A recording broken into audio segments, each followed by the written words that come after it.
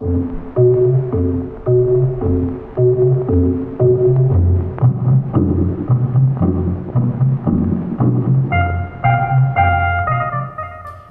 I'm Stuart Palm, and welcome to Curiosity Studio, my little office here in Hong Kong.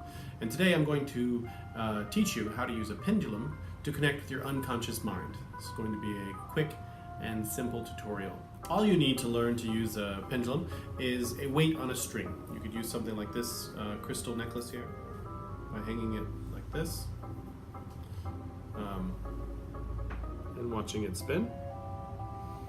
Or you can go to a metaphysical shop or a new age shop, which you'll find in every city in the world, pretty much, and get something like this. Or you can get a fishing lure and put it on a piece of string, or your own ring and tie it to some dental floss. Any weight on a string will work. I do recommend you find a weight that has some kind of a point and is not too light. So, for me to teach you how to use a pendulum, go get something to use as a pendulum and come back to this video. So go do that now and join me as I go through the basics.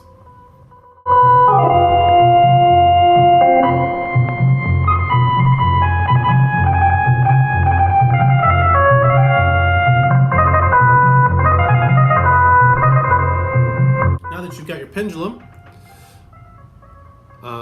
there's a few ways you can hold it. If you look at mine, at the end here, I have a T-bar, and that's so that you can hold two fingers out and hold it very simply like that. You can also, if this is a little bit weighted, just rest it over your finger. You can pinch it with two fingers like this, or have it go over your first finger. You want to get your other fingers out of the way when you do this because you want it to be spinning on only one point, coming from your hand at only one point. Once you have that set up, put your elbow on a table so you don't get tired as you're doing this, and let it sort of freely swing however it's going to do so. And in your mind, ask the pendulum, ask the bob on the pendulum. You're going to communicate it with it as though it's another presence in the room. It's already responding to it, knows what I'm going to ask. Ask it to spin in a circle. And you notice that I just have to think of that and mine already will start going. So in your mind you might want to say, please spin in a circle. As though you're communicating directly with your pendulum bob. And once you have a good circle, ask it to make a wider circle. Just like that. And once you have achieved that, you want to change the directions. Now I'm going to ask my pendulum to swing forward and backward, away and towards myself.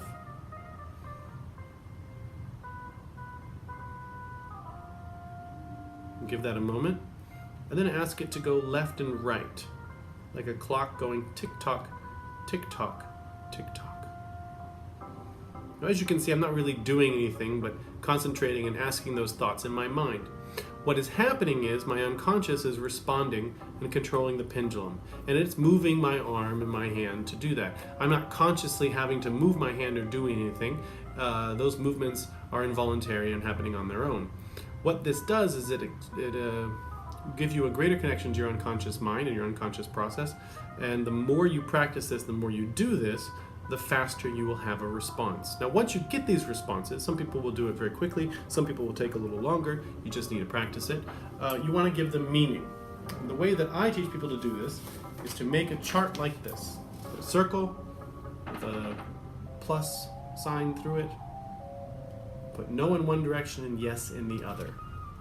When you hold the pendulum, you hold it above the chart, and the first thing you want to do is establish that this is yes. So actually swing it and focus on positive energy, focus on the idea of yes.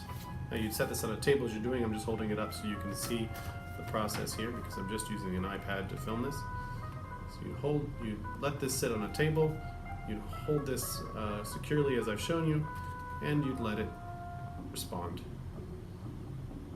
Then you want to focus on this as no. And if it instead spins in a circle, that would be undecided, or you don't want to tell yourself the answer to the question. Begin with simple questions. So hold your pendulum over your yes and no chart. And once you get good at this, you don't really need the chart anymore. And ask a question you know the answer is yes, such as, am I wearing a watch?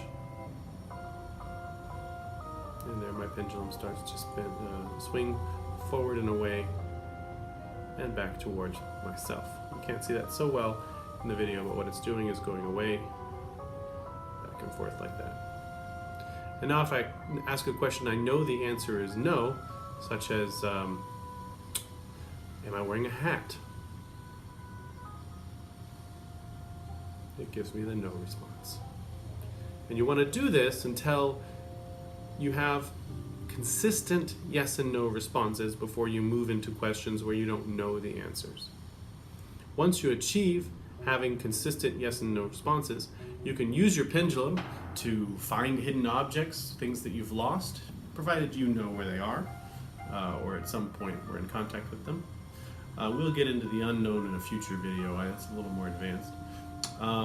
You can ask about health issues, such as if you are deciding on what to eat for lunch or dinner, whether it's going to be healthy for your diet, whether a particular project is going to be good for your work, whether or not you are ready to take on a new task, and that kind of thing. And what's happening is you're getting the unconscious response to find out what you really feel on the inside. Now, what is an unconscious response? That is debatable, and we don't have any way to know for sure. It could be that it's just this idea of the unconscious part of your mind, or some people would call it subconscious, but I use unconscious as the term referring to that. But your unconscious could be the connection you have to a higher power, a deity. It could be the connection you have to everyone else, as in the collective unconscious that Carl Jung talked about. It could be your spirit guide. It could be something to do with the energy that exists as you, that passes from life to life, if you believe in that kind of thing. And the way to find out, to focus on and ask which of those is guiding your pendulum, is to ask the pendulum. And the way I recommend doing this is get some business card size paper, or business cards that are blank on one side, and on them write down all the things you can imagine your pendulum being controlled by. So if it's a god, if it's your cat, if it's your unconscious mind, if it's a concept of past lives, if it's a spirit guide, if it's your fairy godmother, write all these things down, and then you can lay them out and ask yes and no questions of whether or not these are the guiding forces behind your pendulum response. It's a fun activity, and you definitely will find out where your beliefs lie, what you believe in. If all you get is a scientific answer, then you're not connected with your any sort of spiritual belief, and that's fine. Whatever it is that you find, this is self-discovery. Discovery, it's a new word I invented. This is self-discovery, and if you look into most spiritual paths and most ancient knowledge, the whole focus is to know yourself. And that's what I'm hoping that this will help you do. So the reason I made this is because I'm making a book, and the book will be called Access Your Psychic Self, Beginner Pendulum Magic. I think that's what I called it. Something like that. Anyway, I'll eventually put a link on this, or you'll find it on my website.